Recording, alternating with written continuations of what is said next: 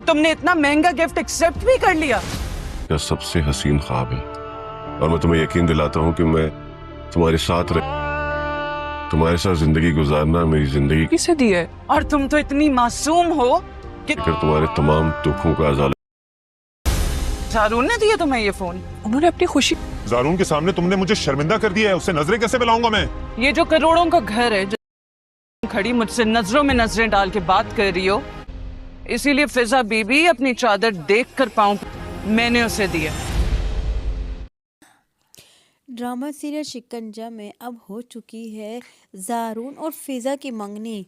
जारून और फिज़ा बहुत ज़्यादा खुश हैं। फिज़ा को जारून इस बात का वादा करता है कि वो उसके गमों का सब का अजाला करेगा और उसे ज़िंदगी में इतनी खुशी देगा कि वो अपने सारे गम भुला देगी। उसको ऐसा लगेगा कि उसकी ज़िंदगी में ऐसे कोई गम थे ही नहीं।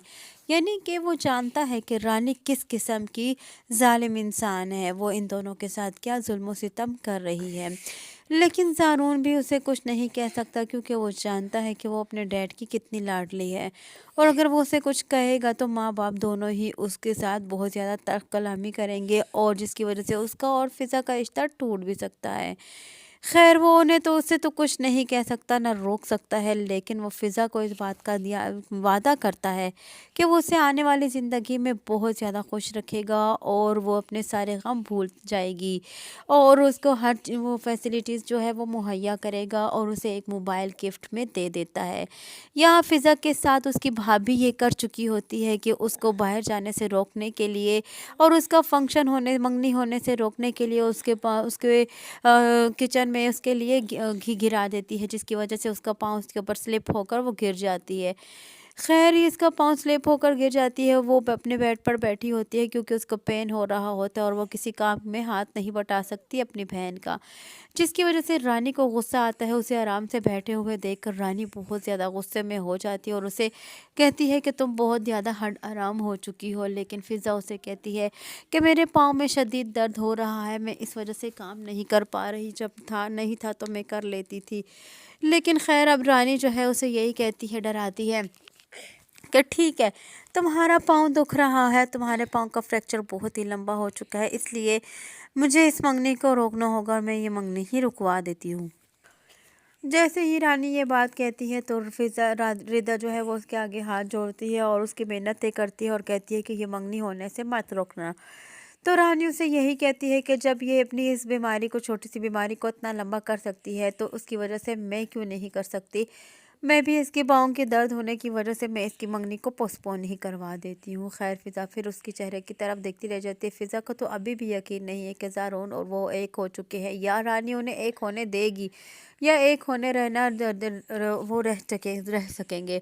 रानी की जो हरकतें हैं, जो उसके काम हैं, मुझे उसको नहीं लगता कि रानी जो है जारून और फिज़ा को एक होने देगी। फ़िलहाल तो ज़ारून जो उसके साथ वादे कर रहा है, फ़िलहाल तो वो इस बात को ही लेकर खुश है क्योंकि ज़ारून और उसकी मंगनी हो चुकी है। आने वाले वक्त में बहुत जल्द उसका निकाह भी होने वाला है और ज़ारून बहुत ज़्यादा खुश है और वो भी बहुत ज़्यादा खुश है।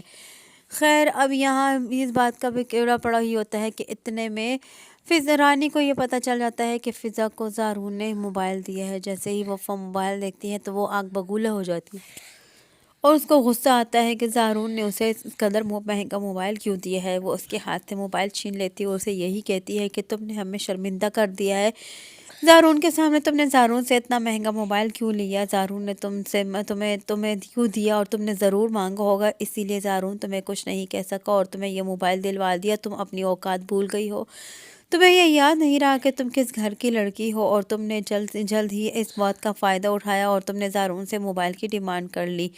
वो कहती रहती है कि मैंने खुद नहीं मांगा उससे, मुझे खुद उसने लेकर दिया है। लेकिन खैर वो किसी बात को मानने को तैयार ही नहीं थी। साथ ही साथ साकिब भी तो उसी के नक्शे कदम पर चलता है और उसी के बनाए हुए खेल पर चलता है। जैसे जैसे वो ट्रैक बनाती है वैसे वैसे उस ट्रैक पर चलता चला जाता है बिना सोचे समझे। ज़रानी का ये कहना होता है कि साकिब इस बात को लेकर फिज़ा पर फिर से एक मर्तबा गुस्से हो जाता है और उससे कहता है कि तुमने ये सब कुछ क्यों मांगा फिर ज़ारून से और तुमने मुझे शर्मिंदा कर दिया है ज़ारून के सामने। इस बात की बहस पे लगा देती है साकिब और फिज़ा को फिर से एक मर्तबा, और ये करना चाहती है कि फ़िज़ा और साकिब फिर से एक मर्तबा उलझ जाएं। खैर साकिब भी उसे बहुत ज़्यादा डांटता है और उसे यही कहता है कि तुमने दारून से ये मोबाइल क्यों मांगा, तुमने मुझे उसके सामने शर्मिंदा कर दिया है। जैसा जैसा ज़ारानी ने कहा वैसे ही ज़ुबान जो है वो साकिब ने भी इस्तेमाल की, लेकिन ज़ारून ने तो फ़िज़ा को ख़ुद ये मोबाइल दिया, लेकिन रानी उसको बरक्स कम दे रही है और उसे जलील कर ख्वार करवाती है साकिब से। खैर साकिब की इन बातों से फिर से एक मर्तबा फ़िज़ा बहुत ज़्यादा हर्ट हो जाती है और वो अकेले बैठकर रो रही होती है कि इतने में फिर रिदा उसके पास आती है और उसे तसल्ली देती है और उसको उसकी मोहब्बत का एहसास दिलाती है कि वो तुम्हें कभी भी ऐसा हालात में नहीं रखेगा और वो तुम्हें ऐसी कोई ज़िंदगी देगा जिससे तुम अपनी सारी ज़िंदगी का गम भूल जाओगी। दोनों ही बहनें एक दूसरे की हिम्मत बढ़ाती हैं और एक दूसरे को जो है तसल्ली देती हैं। रानी का जो रवैया है दोनों बहनों के साथ, दोनों बहनें उस रवैये से बहुत ज़्यादा उकता चुकी हैं। अब तो यही उनके लिए ज़रिया है कि वो शादी करके इस घर से चली जाए, लेकिन रानी की मर्ज़ी, रानी जो उसका चाहे रिश्ता जहाँ चाहे कर दे, ये तो रानी के मुताबिक ही चलेगा। ये तो बाय चांस जो है वो ज़ारून आ गया और ज़ारून की जो मंगनी है वो फ़िज़ा से तय हो गई, वो भी ज़ारून के ही ज़ोर पर, वरना फिर रानी जो है वो ये भी नहीं चाहती। रानी तो ना ही तो अरहम को और रिदा को एक होने दिया और ना ही अब ज़ारून और फ़िज़ा को एक होने देना चाहती है। उसको तो बस अपने काम निकलवाने के लिए कोई दो नौकरानियाँ चाहिए जिससे वो काम भी करवा सके और अपना बच्चा भी संभलवा सके और मुफ्तों में सारे काम करवा सके। रानी का भी कुछ यही हाल है, वो अपने एहसानात याद दिलाते दिलाते वो उनसे अपने काम निकलवाती रहती है।